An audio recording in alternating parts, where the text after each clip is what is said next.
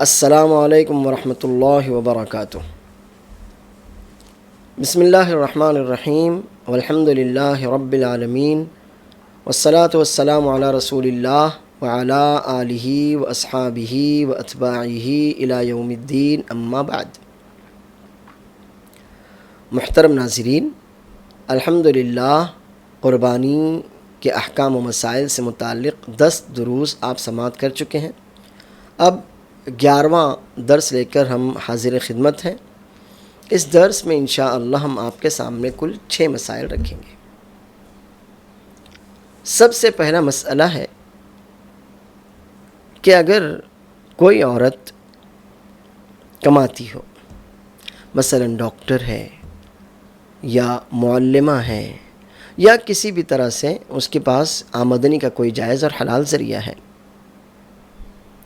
تو کیا اس عورت پر قربانی واجب ہے؟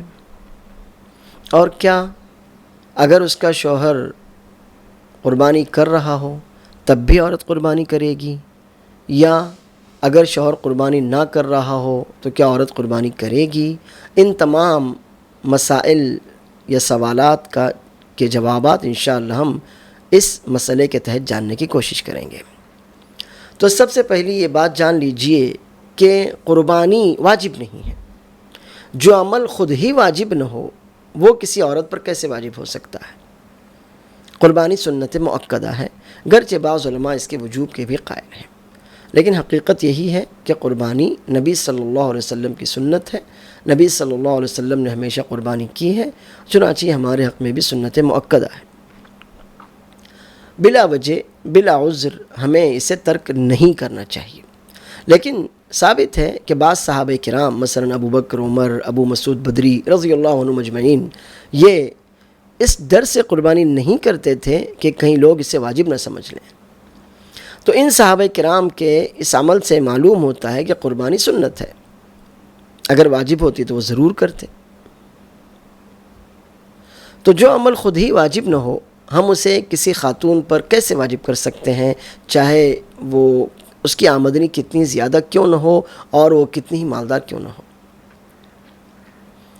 دوسری بات یہ ہے کہ اگر عورت کا شوہر قربانی کر رہا ہے تو عورت اس کے گھر والوں میں خود بخود داخل ہو جائے گی۔ تیسری بات یہ ہے کہ اگر شوہر قربانی نہ کر رہا ہو اور عورت کے پاس پیسہ ہو تو کیا عورت خود سے قربانی کرے یا اپنے شوہر کو وہ پیسہ دے کہ وہ جائے جانور خریدے اور قربانی کرے اپنی اور اپنے گھر والوں کی طرف سے؟ تو ہم کہیں گے کہ یہ شکل زیادہ بہتر ہے۔ شوہر غریب ہے، اس کے پاس سے کوئی ذریعہ آمدنی نہیں ہے، یا وہ کام دھندہ نہیں کرتا، جیسے کہ بہت سے لوگ ہوتے ہیں، اللہ ہدایت دے۔ عورت کے پاس پیسہ ہے، اللہ نے اسے مال سے نوازا ہے، تو بجائے اس کے کہ وہ خود اپنے نام سے قربانی کرے، اس سے زیادہ بہتر یہ ہوگا کہ وہ اپنے شوہر کو پیسہ دے کہ وہ جائے قربانی کا جانور لائے اور اپنی اور اپنے سب گھر والوں کی طرف سے قربانی کرے۔ انشاءاللہ عورت کو اجر بھی ملے گا اور وہ اپنے شوہر کی طرف سے کی جانے والی قربانی میں خود بخود شریک بھی ہو جائے گی۔ تو جان لیجئے کہ قربانی واجب نہیں ہے، اور جب جو عمل خود واجب نہیں ہے وہ کسی عورت پر بھی واجب نہیں ہو سکتا، چاہے وہ مالدار کیوں نہ ہو۔ اگر عورت اپنے مال سے قربانی کرنا چاہتی ہے تو بے شک وہ قربانی کرے، وہ جانور خریدے، قربانی کرے، خود سے ذبح کرے یا اپنے کسی محرم سے ذبح کروائے۔ اگر وہ شادی شدہ ہے، اس کا شوہر قربانی کر رہا ہے، تو پھر عورت کو الگ سے قربانی کرنے کی کوئی ضرورت نہیں ہے، شوہر کی قربانی میں وہ خود بخود شریک ہے۔ اگر عورت مالدار ہے، شوہر فقیر ہے، غریب ہے، مسکین ہے، تو وہ اپنا کچھ مال شوہر کو دے کہ شوہر جانور خرید کر لائے اور اپنی اور اپنے گھر والوں کی طرف سے قربانی کرے۔ الحمدللہ عورت کو دوہرا اجر ملے گا، اس مال کو کمانے کا بھی، شوہر کو دینے کا بھی، اور اس کے بعد قربانی میں شرکت کا بھی۔ تو انشاءاللہ یہ معاملہ زیادہ آسان ہے اور اللہ نے چاہا تو اس میں کفایت بھی ہے۔ دوسرا مسئلہ ہے، کچھ لوگ یہ کہتے ہیں کہ جیسے زکوٰۃ کے وجوب کے لیے نصاب شرط ہے، یعنی آپ کے پاس سونا ہے تو کتنا سونا ہونے پر زکوٰۃ فرض ہوگی؟ ہم نے بتایا 85 گرام، یہ نصاب ہے۔ آپ کے پاس چاندی ہے، کتنی چاندی ہونے پر زکوٰۃ فرض ہوگی؟ ہم نے بتایا 595 گرام، یہ اس کا نصاب ہے۔ تو زکوٰۃ کے لیے نصاب ہے، چاہے آپ کی وہ زکوٰۃ سونے کی ہو یا چاندی کی ہو، یا سونے اور چاندی کا جو عوض ہے کرنسی اس کی زکوٰۃ ہو، یا پھر وہ آپ کے اونٹوں یا گایوں یا بکریوں کی زکوٰۃ ہو، یا آپ کی کھیتی اور فصل کی زکوٰۃ ہو، ان سب کا نصاب اللہ کے رسول صلی اللہ علیہ وسلم نے متعین کر دیا ہے۔ لیکن قربانی کا زکوٰۃ سے کوئی تعلق نہیں ہے، اور قربانی کا عام صدقہ و خیرات سے بھی کوئی تعلق نہیں ہے، بلکہ قربانی ایک مستقل عبادت ہے، اس کا نصاب سے کوئی لینا دینا نہیں ہے۔ یہ بتائیے کہ اللہ کے رسول صلی اللہ علیہ وسلم کے گھر جب 2-3 مہینے چولہا نہیں جلتا تھا، 2-3 مہینوں تک نبی صلی اللہ علیہ وسلم اور آپ کے گھرانے کا، آپ کے گھر والوں کا گزارا کھجور اور پانی، کھجور یا دودھ پر ہوتا تھا، تو نبی صلی اللہ علیہ وسلم کب صاحب نصاب ہوئے؟ کیا آپ نے قربانی کی ہو کہ میں صاحب نصاب ہوں، قربانی مجھ پر واجب ہے، اس لیے میں قربانی کر رہا ہوں؟ یا بہت سے صحابہ کرام جو لگاتار قربانی کرتے تھے، ان سے یہ تو ثابت نہیں ہے کہ وہ صحابہ کرام ضروری زکوٰۃ بھی دیتے رہے ہوں۔ قربانی کے لیے نصاب کی شرط ایک ایسی چیز ہے جس کو لوگوں نے ایسا متعین کر رکھا ہے جس کا نبی صلی اللہ علیہ وسلم یا صحابہ کرام سے کوئی ثبوت نہیں ملتا، بلکہ قربانی کا تعلق آپ کی استطاعت ہونے اور نہ ہونے سے ہے۔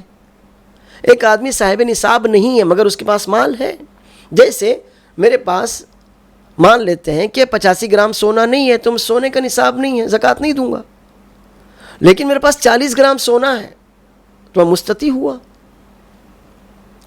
چاندی 595 گرام چاندی میرے پاس نہیں ہے، لیکن 400 گرام چاندی ہے، پیسہ ہے میرے پاس،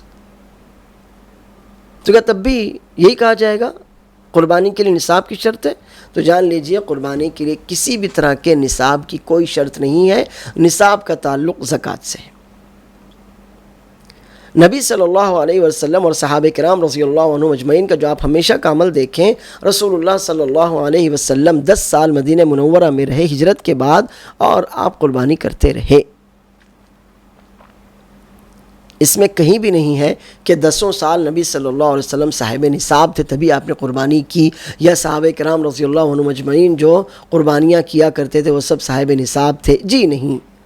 تو قربانی کے لیے نصاب کی شرط لگانا نبی صلی اللہ علیہ وسلم کی سنت اور صحابہ کرام رضی اللہ عنہم سے ثابت نہیں ہے، بلکہ قربانی کے لیے آپ کا صاحب حیثیت ہونا ہی کافی ہے کہ آپ کے پاس مال ہے، آپ اپنے اس مال میں سے قربانی کو لگنے والی جو رقم ہے جانور خریدنے کی، پھر قصائی کی اجرت کی، الحمدللہ آپ اتنے دے سکتے ہیں تو الحمدللہ آپ قربانی کیجئے۔ آپ اس چکر میں مت پڑیے کہ قربانی کے لیے صاحب نصاب ہونا ضروری ہے، جی نہیں، مستطیع ہونا، استطاعت والا ہونا ضروری ہے۔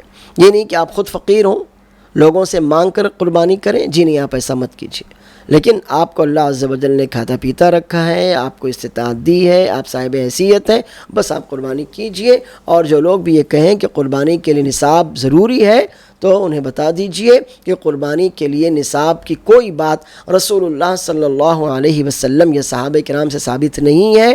نصاب کا تعلق زکوٰۃ سے ہے، زکوٰۃ ایک مستقل عبادت ہے، اس کا قربانی سے کوئی تعلق نہیں، قربانی ایک مستقل عبادت ہے اور اس کا زکوٰۃ سے کوئی تعلق نہیں ہے۔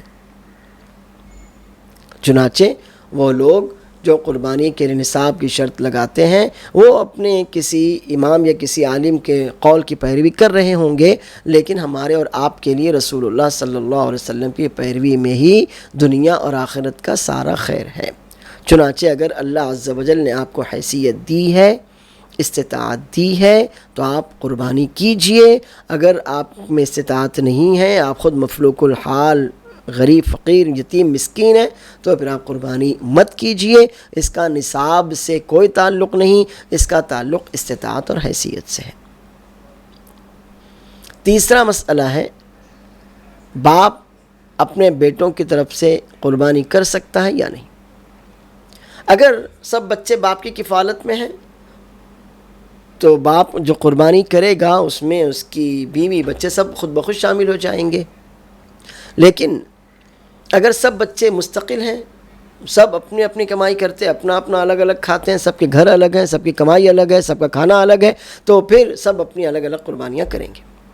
لیکن اگر تمام بچے باپ کے ساتھ ایک ہی گھر میں شریک ہیں، سب کی کمائی اکٹھا ہوتی ہے، ایک ہی جگہ سب کا کھانا پکتا ہے، تو پھر اگر باپ قربانی کرے تو سب لوگ اس میں انشاءاللہ شامل ہو جائیں گے۔ ان باتوں کو سمجھ لیجیے۔ اس ایک مسئلے کے تحت ہم نے آپ کو 3 مسئلے بتائے کہ بچے چھوٹے ہیں، ابھی خود کفیل نہیں ہیں، باپ کی کفالت میں ہیں، اب باپ جو قربانی کرے گا تو گھر کے تمام افراد اس میں شامل ہو جائیں گے، اس کی بیوی بھی اور اس کے بچے بھی۔ دوسرا مسئلہ کہ باپ مستقل کماتا اپنے گھر میں رہتا ہے اور اس کے بچے اپنے الگ الگ گھروں میں رہتے ہیں، مستقل کماتے ہیں، الگ الگ کھاتے ہیں، تو پھر باپ کی طرف سے قربانی میں کی گئی قربانی میں یہ لوگ شریک نہیں ہوں گے، ہر ایک مستقل فیملی مانا جائے گا اور ہر ایک کو اپنی طرف سے قربانی کرنی پڑے گی اگر وہ کرنا چاہ رہا ہے۔ اور تیسری بات کہ بچے ہیں تو بالغ ہیں، کماتے ہیں، مگر سب کا کفیل باپ ہی ہے، ایک ہی جگہ وہ رہتے اور ایک ہی جگہ سب کا کھانا ہوتا ہے، تو انشاءاللہ اس میں کوئی حرج نہیں، باپ اگر قربانی کرے تو سارے بچے اس میں شامل ہو جائیں گے، اسے اپنے سب بچوں کی طرف سے الگ الگ قربانی کرنے کی کوئی ضرورت نہیں ہے، اگر وہ کرتا ہے تو یہ اس کا اپنا مسئلہ ہے۔ چوتھا مسئلہ، اگر کسی شخص کی ایک سے زائد بیویاں ہوں تو وہ کیا کرے؟ کیا وہ ہر بیوی کو الگ الگ فیملی مانتے ہوئے سب کی طرف سے الگ الگ قربانیاں کرے؟ جی نہیں۔ جب شوہر ایک ہے تو اس کے تحت ایک بیوی ہو، 2 ہو، 3 ہو، 4 ہو، سب کے سب ملا کر ایک ہی فیملی مانی جائیں گی۔ ایک مرد ہے، اس کے تحت ایک بیوی ہے، وہ ایک فیملی ہے۔ 2 بیویاں ہیں، دونوں ملا کر ایک فیملی ہے۔ 3 بیویاں ہیں، تینوں ملا کر ایک فیملی ہے۔ 4 بیویاں ہیں، چاروں ملا کر وہ ایک ہی گھرانہ اور ایک ہی فیملی مانی جائے گی، تو اس مرد کو اپنے چاروں گھروں کی یا تینوں یا دونوں گھروں کی یا بیویوں کی طرف سے الگ الگ قربانی کرنے کی کوئی ضرورت نہیں ہے۔ رسول اللہ صلی اللہ علیہ وسلم نے جب بھی قربانی کی، کبھی ایک کبھی 2 جانوروں کی، تو آپ نے تمام ازواج مطہرات کی طرف سے الگ الگ جانور قربان نہیں کیے۔ اگر ایسا ہوتا تو رسول اللہ صلی اللہ علیہ وسلم کو ہر سال 9 جانور قربان کرنے پڑتے، ایک جانور عائشہ کی طرف سے، ایک جانور سودا کی طرف سے، ایک جانور زینب کی طرف سے، ایک جانور حفصہ کی طرف سے، ایک جانور ام سلمہ کی طرف سے، ایک جانور صفیہ کی طرف سے، ایک جانور میمونہ کی طرف سے، ایک جانور صفیہ حفصہ کی طرف سے، اور ایک جانور میمونہ جویریہ وغیرہ کی طرف سے۔ تو ایسے کل نبی صلی اللہ علیہ وسلم کو 9 جانور قربان کرنے پڑتے، لیکن نبی صلی اللہ علیہ وسلم نے ایسا نہیں کیا۔ آپ نے کبھی ایک جانور ذبح کیا اور کبھی 2 جانور ذبح کیے۔ تو معلوم ہوتا ہے کہ اگر ایک شخص کی ایک سے زائد بیویاں ہوں تو اس شخص کا ایک ہی جانور قربان کرنا تمام ازواج کی طرف سے کافی ہوگا، اور یہ تمام ازواج اور زوجات مل کر ایک ہی فیملی، ایک ہی گھرانہ مانے جائیں گے۔ چنانچہ اگر آپ کی ایک سے زائد بیویاں ہیں تو آپ گھبرائیں نہیں، ایک جانور بکری ہو یا کوئی بڑا جانور ہو، ایک جانور آپ قربان کر لیں، انشاءاللہ آپ کے تمام اہل خانہ، چاہے ایک بیوی والی فیملی آپ کی ہو یا 2 یا 3 یا 4، سب کے سب اہل خانہ آپ کی اس ایک جانور کی قربانی میں شریک ہو جائیں گے۔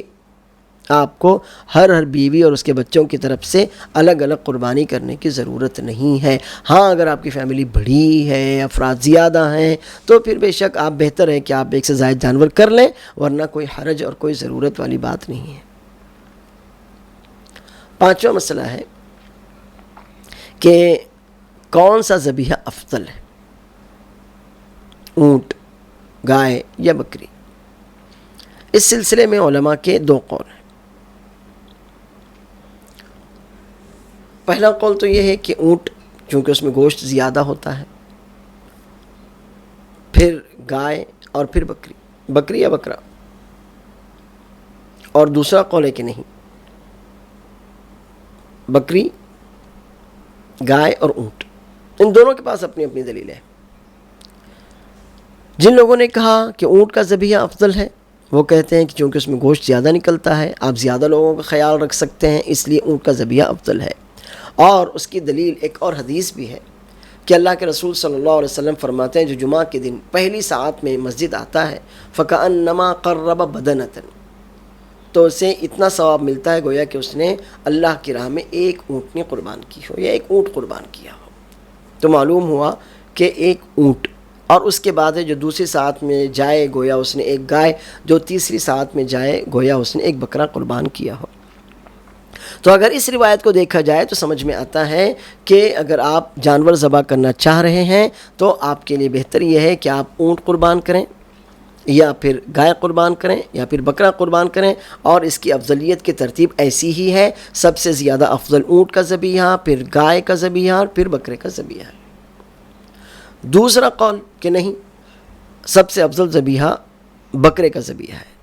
یہ لوگ کہتے ہیں اس کی دلیل یہ ہے کہ رسول اللہ صلی اللہ علیہ وسلم 9 سال مدینے میں رہے، پھر 10ویں سال آپ حج کے لیے گئے، تو جہاں حج کے لیے گئے وہاں تو آپ نے اونٹ ذبح کیا، لیکن جب آپ مدینے میں رہے تو مدینے میں رہتے ہوئے آپ نے بکرے ذبح کیے ہیں، جیسے کہ انشاءاللہ اگلے مسئلے میں اس کی حدیثیں آئیں گی۔ تو اگر اونٹ کی قربانی ہی افضل ہوتی تو رسول اللہ صلی اللہ علیہ وسلم ہمیشہ اونٹ کی قربانی کرتے، لیکن نبی صلی اللہ علیہ وسلم نے کبھی ایک اور کبھی 2 بکرے ذبح کیے ہیں، اس سے سمجھ میں آتا ہے کہ بکرے کا ذبیحہ افضل ہے۔ اب ہم جس ملک اور جس ماحول میں رہتے ہیں تو یہاں تو ہم یہی کہیں گے کہ آپ بکرے کا ذبیحہ کیجئے، انشاءاللہ اسی میں زیادہ خیر ہے، اور آپ اسی میں انشاءاللہ افضلیت کی اللہ سے توقع بھی رکھیے۔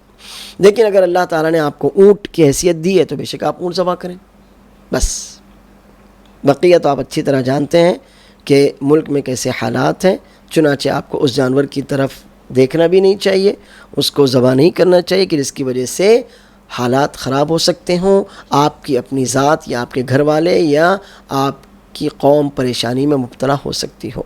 چنانچہ آسان سی بات یہی ہے کہ آپ بکرا ذبح کریں، اور پھر جو جانور بھی آپ ذبح کر رہے ہیں آپ اللہ کے لیے ذبح کر رہے ہیں، آپ کو اجر اللہ تعالیٰ سے چاہیے۔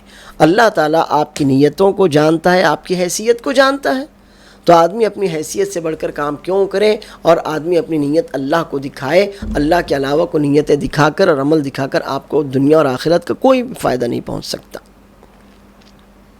ہاں، آپ جو بھی جانور ذبح کریں کوشش کریں کہ آپ اس جانور کے رہنے، کھانے اور پینے کے اچھے انتظامات کریں۔ ابو امامہ بن سہل رضی اللہ عنہ کہتے ہیں كنا نسمن الأضحية بالمدينة وكان المسلمون يسمنون، کہ ہم لوگ مدینے میں رہتے ہوئے اپنی قربانی کے جانوروں کو موٹا تازہ فربا کرتے تھے، یعنی ان کو خوب کھلاتے پلاتے تھے، اور صحابہ کرام رضی اللہ عنہ مجمعین بھی اپنے اپنے جانوروں کو خوب موٹا تازہ کرتے، یعنی اچھی طرح ان کو کھلاتے پلاتے تھے، ان کے کھان پان کا اچھا خیال رکھتے تھے۔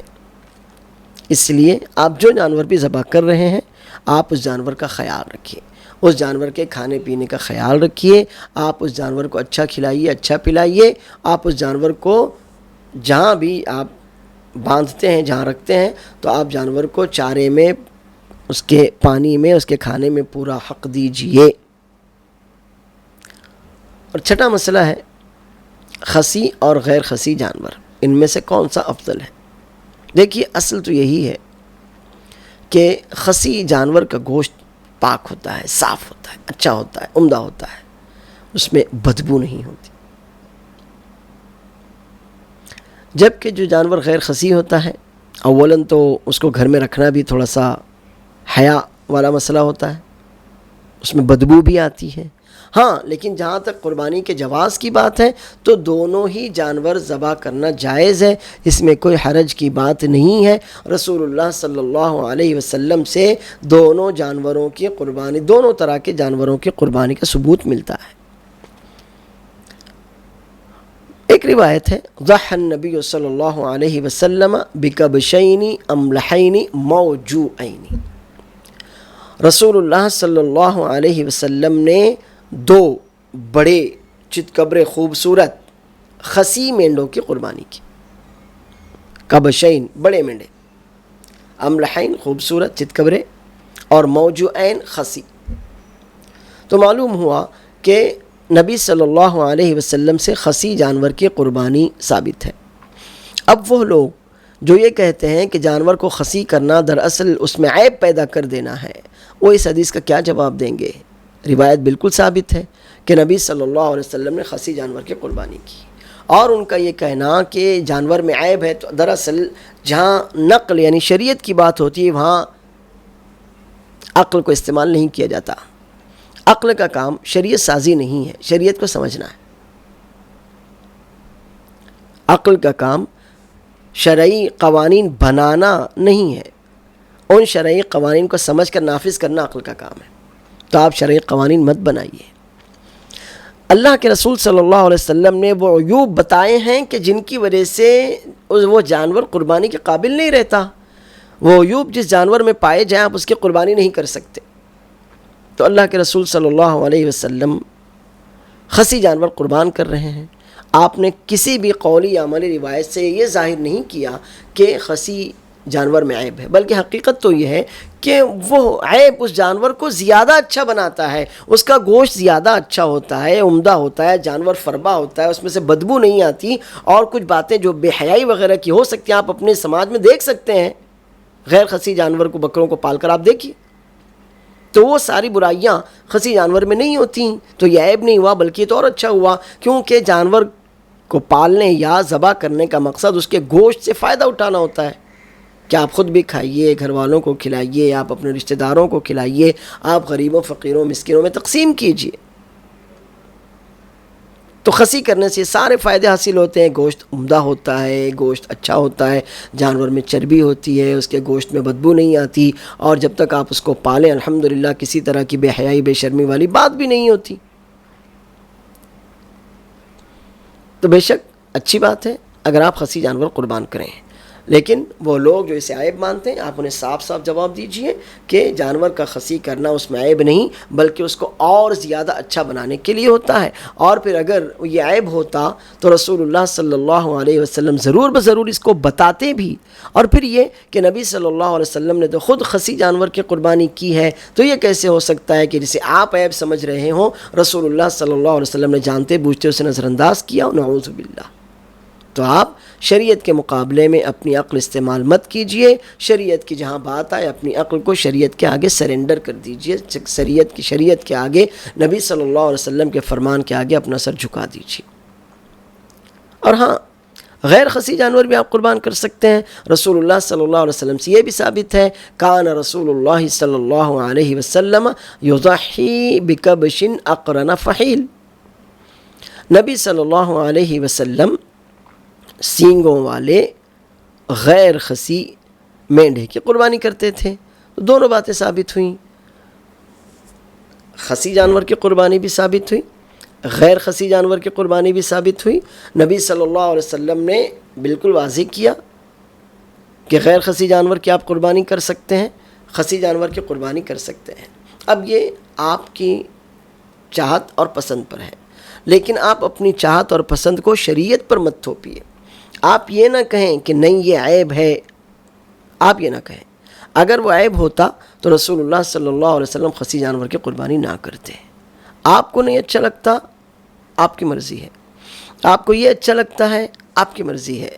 اللہ کے رسول صلی اللہ علیہ وسلم کے عمل سے تو ہمیں دونوں کاموں، دونوں باتوں کا جواز سمجھ میں آتا ہے۔ چنانچہ جو لوگ چاہتے ہیں خصی جانور کی قربانی کرنا، بلا کراہت وہ خصی جانور کی قربانی کر سکتے ہیں، بلکہ ہم تو یہی کہیں گے کہ آپ خصی جانور ہی پالیے، خصی جانور ہی خریدیے اور خصی جانور کی ہی قربانی کیجئے۔ الحمدللہ اس میں گوشت اچھا ہوتا ہے، چربی اچھی ہوتی ہے، جانور فربا ہوتا ہے، دکھنے میں خوبصورت ہوتا ہے، اس کے گوشت میں کوئی بدبو نہیں آتی۔ اس کے بالمقابل جو غیر خصی جانور ہوتا ہے اس سے کچھ بے حیائی کی باتیں بھی سرزد ہوتی ہیں جو آپ اپنے گھر میں رکھ کر دیکھ سکتے ہیں۔ اس میں اس کے جسم سے بدبو آتی ہے، وہ اپنا پیشاب بھی پیتا ہے، اور اس کے گوشت میں وہ بات نہیں ہوتی جو خصی جانور کے گوشت میں ہوتی ہے۔ اس لیے اگر آپ خصی جانور قربان کریں تو اچھا ہے، غیر خصی جانور قربان کریں آپ کی مرضی ہے۔ جائز دونوں ہیں. آپ کو جو جانور زیادہ اچھا لگتا ہو بے شک آپ وہ جانور قربان کر سکتے ہیں، مگر یہ لاد نہیں سکتے کہ یہی اصل شریعت کا حصہ ہے، دوسری چیز مناسب یا جائز نہیں ہے، وہ عیب ہے. آپ ایسا نہیں کر سکتے. آپ عقل کو شریعت سمجھنے کے لیے استعمال کیجئے، اپنی عقل شریعت سازی، شریعت بنانے کے لیے استعمال مت کیجئے. رسول اللہ صلی اللہ علیہ وسلم کی حدیث ہم نے آپ کو صاف صاف بتائی، ضحى النبی صلی اللہ علیہ وسلم بکبشین املحین موجوعین. رسول اللہ صلی اللہ علیہ وسلم نے 2 خوبصورت مینڈوں کی قربانی کی جو خصی تھے، یعنی 2 خصی خوبصورت مینڈوں کی آپ نے قربانی کی. اور دوسری حدیث بھی ہم نے آپ کے سامنے رکھی، کان رسول اللہ صلی اللہ علیہ وسلم یضحی بکبش اقرن فحیل. رسول اللہ صلی اللہ علیہ وسلم سینگوں والے اور غیر خصی مینڈے کی قربانی کرتے تھے. دونوں طرح کے جانور ثابت ہیں، کسی ایک کو جائز اور کسی دوسرے کو ناجائز مت کہیے، کسی کو عیب اور کسی کو بعیب مت کہیے. اگر یہ عیب ہوتا تو رسول اللہ صلی اللہ علیہ وسلم ضرور بتاتے. جیسے آپ نے یہ بتایا کہ لنگڑا جس کا لنگڑا پن واضح ہو، اندھا جس کا اندھا پن واضح ہو. الحمدللہ ہم اپنے شروع کے درس میں یہ باتیں بتا چکے ہیں. تو رسول اللہ صلی اللہ علیہ وسلم نے جب یہ عیب جانور میں بتائے ہیں، ان میں تو آپ نے ایسا کوئی عیب نہیں بتایا کہ خصی ہونا بھی عیب ہے. اور دوسری بات یہ کہ اگر واقعی عیب ہوتا تو رسول اللہ صلی اللہ علیہ وسلم خود ایسے جانور کی قربانی کیوں کرتے ہیں؟ تو اگر آپ اسے عیب کہتے ہیں تو آپ سیدھا رسول اللہ صلی اللہ علیہ وسلم پر الزام لگاتے ہیں، اور ایسا کوئی مسلمان تو نہیں کر سکتا. الحمدللہ اس درس میں ہم نے آپ کے سامنے 6 مسئلے رکھے ہیں، اور امید ہے کہ یہ 6 مسئلے آپ کے لیے واضح ہو گئے ہوں گے. پہلا مسئلہ ہے کہ کیا عورت پر قربانی واجب ہے اگر وہ مالدار ہو، وہ کمانے والی ہو؟ تو ہم نے بتایا کہ قربانی کسی پر بھی واجب نہیں ہے، سنت مؤکدہ ہے. عورت پر بھی قربانی واجب نہیں ہے، ہاں وہ اپنے مال سے کرنا چاہے تو بے شک کر سکتی ہے. اور اگر عورت غیر شادی شدہ اپنے باپ کے یہاں ہے تو بے شک اس کے والد کی طرف سے کی گئی قربانی میں وہ شامل ہے. اگر شادی شدہ ہے تو شوہر کی طرف سے کی گئی قربانی میں وہ خود شامل ہے. اسے اپنے مال سے الگ قربانی کرنے کی کوئی ضرورت نہیں ہے. شوہر جو قربانی کرے عورت خود بخود اس میں داخل ہے. باپ جو قربانی کرے، اگر عورت باپ کے یہاں رہتی ہے اپنے مائکے میں، تو وہ خود بخود اس میں شامل ہو جائے گی. ہاں اگر وہ چاہتی ہے، اس کی اپنی مرضی ہے کہ وہ اپنے مال سے قربانی کرے تو بے شک وہ قربانی کر سکتی ہے. لیکن اگر عورت مالدار ہے، شوہر کے پاس پیسہ نہیں ہے، تو بہتر ہوگا کہ وہ اپنے شوہر کو پیسہ دے کہ وہ جائے اور جانور خرید کر لائے، اور وہ جو بھی قربانی کرے گا عورت خود بخود اپنے شوہر کی قربانی میں شریک اور شامل ہو جائے گی، اور اسی کے ساتھ اسے اجر بھی ملے گا کیونکہ مال اسی کا ہے.